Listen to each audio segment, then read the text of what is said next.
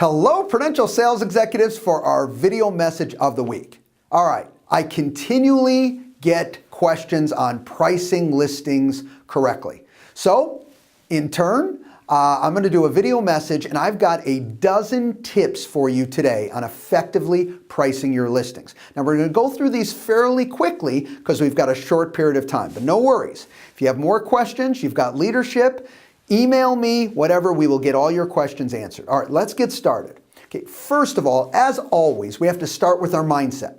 If your mind is right, your world is right. Well, it goes hand in hand in trying to list properties at effective prices. Your mind's got to be right. So a couple of these, or more than a couple, tie into your mindset. All right, first, you've got to realize that the seller is listing their home with you to sell it, not listing it to list it. So you've got to go into this presentation with the idea that I'm being hired to sell this property, successfully get it closed, so you maximize the seller's equity and they actually get a check. Okay, you've got to go in with that mindset. Secondly, always be on the side of the seller. What do I mean by this? Well, many times sales executives go into a presentation and they feel, you know what, I've got to let the seller know about the market and what's going on. And that is a true statement. But what we do sometimes, and we don't need to, is we position ourselves with the agent and the market against the seller. And I'm here to tell you, you can get the same message across when you position yourself as the sales executive, the seller against the market. You still got to talk about the facts of the market, but you don't do that, okay, taking the side of the market. You don't have to believe in the market to show what it's actually doing. So you got to make sure that you're on the side of the seller. It's always you and the seller against the world. Okay. Next, have empathy for their scenario. You know, some of these individuals have put a ton of money in their property. I don't care if that was 5, 7 years ago. They put a ton of property in their market, in their property into upgrades. They've gone through, my property went up in value, my property plummeted in value, now I think my property's coming up in value. You know, have some empathy for their situation. They've gone through a lot of stuff. So when you go in there, if you truly do have that empathy, that will come through within your presentation. All right, next.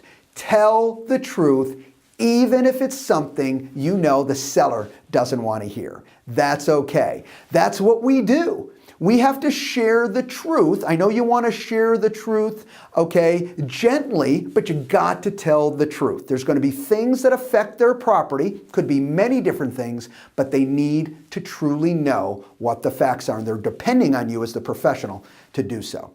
Well, next, along that same line is use facts of record to back up your opinion. Sounds normal? Well, I would always use facts of record, but make sure you're really utilizing, okay, the information that comes out of the MLS to be able to use it within your presentation. Lean on those facts of records. If you're trying to get an opinion to the seller, make sure you tie in those facts of record.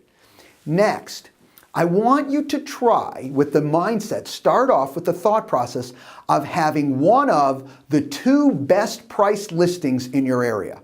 You've got to start with that mindset. Now, keep this in mind. If you know that all the properties in the area are overpriced and you say, I've got to have the best priced property by far, great, you're on top of your game.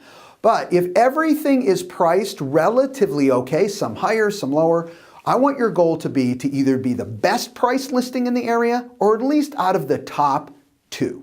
Okay? Next, I want you to use broker opens as a plus or as a help to you to get the message across to the seller on how to price their property. What's great about broker opens is it's a third party coming in and saying, hey, you need to do A, B, and C on your property, or here's what's going on with the price. And you get someone else's opinion that you can go back and share with your seller. Very, very powerful.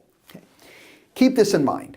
Buyers, okay, the seller wants buyers, you're hired to sell the house. Buyers are attracted to homes that are priced effectively.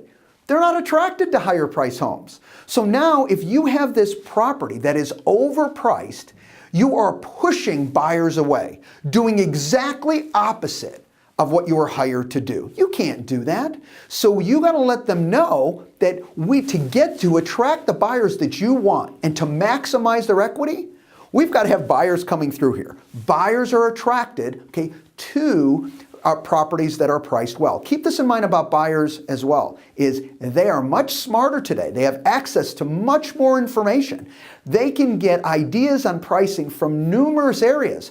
You need to communicate that to your seller and let them know they're smart. They know this is the facts, and they're going to go to those facts even before they go out and look at properties. That's why so many people start on the internet.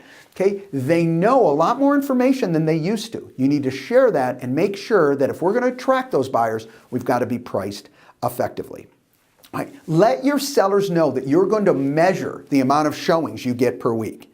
2 reasons. 1, if we're not getting any showings or very few, the reality of it is it's price. Okay? No one's beating up the property if they're not even coming through it. All right? So if we're not attracting the proper amount of people, buyers to the property, we know it's price, and we've got to keep that price moving down until we get it to a price that's effective and we see activity through the house.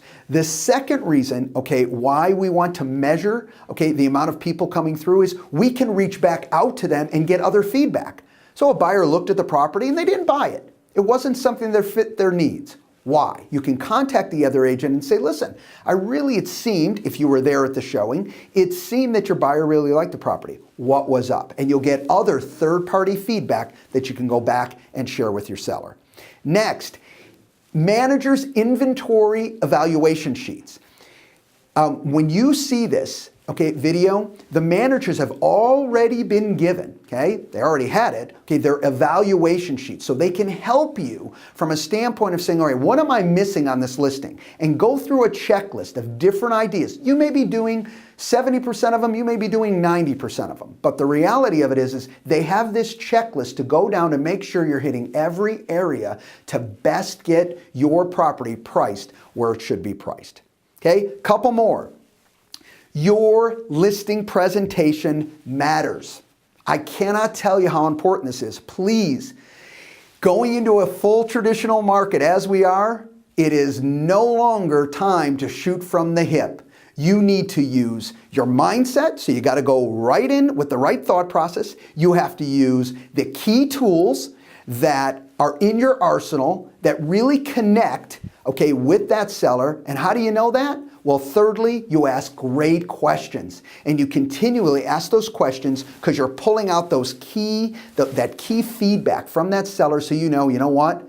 Here's 3 tools in my arsenal that I definitely got to share with this seller because I can tell by the questions I'm asking, those will be extremely important to my seller. And last but certainly not least, motivation of the seller is key. All these ideas that I just went over with you don't matter if they're not motivated. Hey, I can die in this property. I don't care if it sells or doesn't sell. You need to internalize that nothing works with someone who really has no vested interest in selling that property.